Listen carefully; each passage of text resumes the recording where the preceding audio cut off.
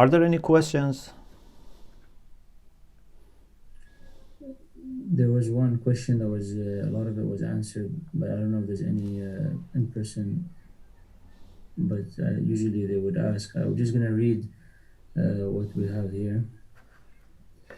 The issue you mentioned clarified that there's music that can be used in bad ways and all of that.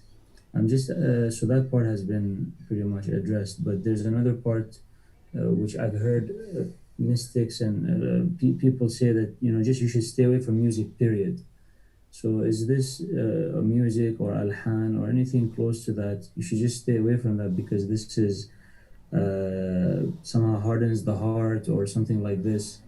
And is this something that what is mentioned about the alhan something for beginners, or is this something always useful and always true?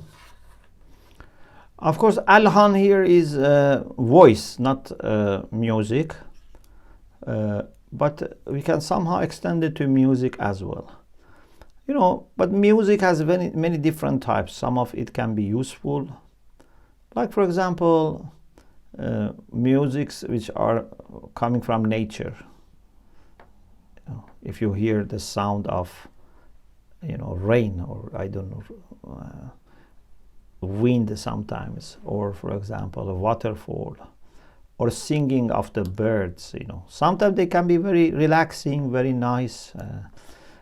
And some types of music, some of the music that we have, for example, for Azaa, for Imam Hussein, for example, some of them are very nice.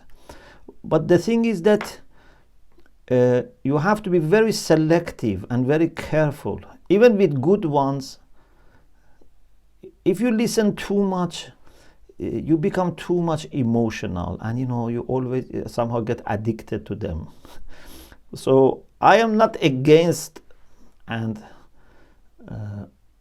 I don't think it's wise to be against them, but I am just saying we have to be very careful not to become addicted, and not to also welcome every type of it. And sometimes the borders are not also very clearly distinguishable, so you have to take some distance.